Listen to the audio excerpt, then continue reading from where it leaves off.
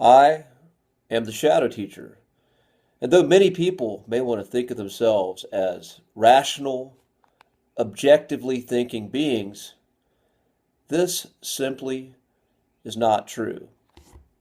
In fact, data and numbers that people value so much have no meaning without context and the story around that data. And we as human beings learn most effectively through narrative, through story. If someone can tell an entertaining story and teach a concept through that entertaining narrative, there's a higher chance that the concept is going to stick with whoever receives it. And there's a certain archetypical story that is woven into the consciousness of humanity, the hero's journey. I've done several videos about it.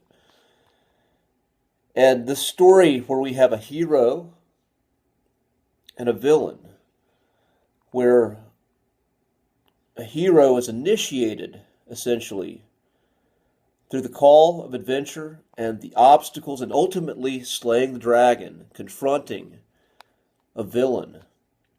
And it's this process in which the hero embodies the archetype of the hero and embodies their highest potential and then brings their gift back to the world. So, if we didn't have a villain, would it be the same? Would that all be possible if there was not an antagonist in this process? Just look at some movies. What would The Matrix be without Agent Smith? What would Star Wars be without Darth Vader? What would The Karate Kid be without Sensei John Kreese? The protagonist would fall flat. There'd be nothing there to compel them to move forward and become what we ultimately see in the end, that triumph of the hero. And we all have this call within us, whether we realize it or not.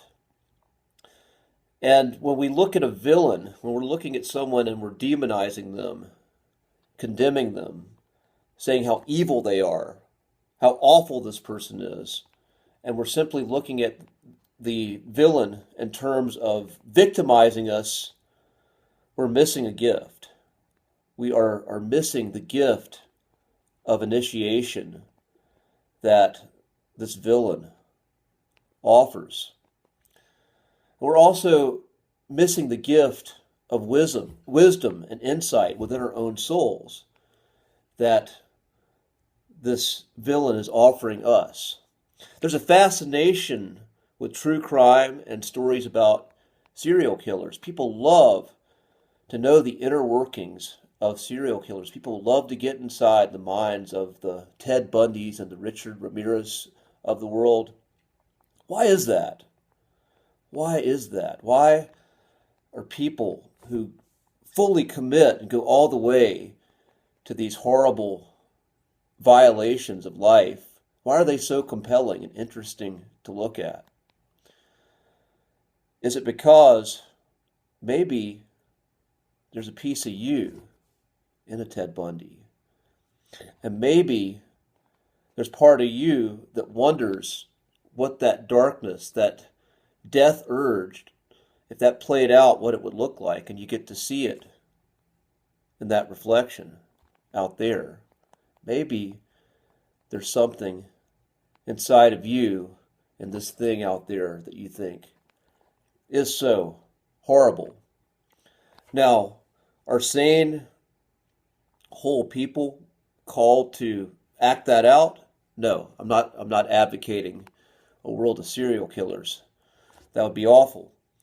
But what I am saying is that our own spark, there's a spark within us, there's a piece of our own consciousness in what's reflected out there that we despise. And a lot of times, the higher the emotional trigger, that's the higher of an invitation to go in and see why that is. Why am I looking at this thing over there? Why is this compelling me to go that way? And when one starts to do that, when this is the integration of the shadow, when you start to see something that once you saw as separate from yourself and something that you see as horrible, when you start to see that within yourself, then you can heal it and you can alchemize it, and that gives you more power to move forward and generate life and move forward and support the life process however you choose. That gives you more authorship, more authority of your own life, sovereignty, as opposed to staying in a perpetual victim mode. And an interesting thing happens when one wakes up in this matrix, in this simulation that we're living in. When one wakes up, you start to notice something. You start to notice that the figures that were once celebrated, that you once celebrated, you thought were the good guys in this construct of consciousness, in fact, turn out to be the villains. They turn out to be the bad guys. And a dark night of the soul usually sets in, where there's this hatred for this authority over the matrix. And you want nothing to do with them. You want to see justice come to them. And more of this anger and frustration can build, because what you'll notice a lot of times just nothing happens. They continue to get away with what they're doing, which is unlike a movie. In the movie, you see the resolve. You see the villain meets his end, or is redeemed in some way through the hero, and there's a resolve. But the real world doesn't work that way. The play goes on, and you see the villains continue to get away.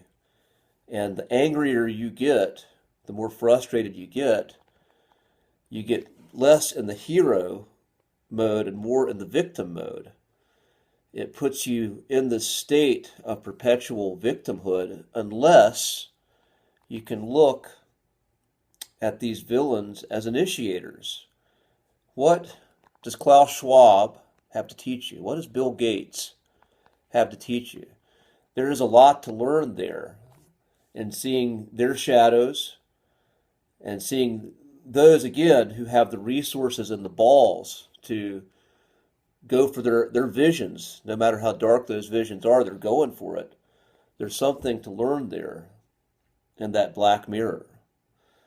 And it's giving you an opportunity to level up, to evolve, and show up at a different version of you, to learn to draw on your resources, learn to look at what you've learned that's made you a slave to that system, and how can you see things differently? What do you need to learn to set yourself free? What needs to change? What needs to shift?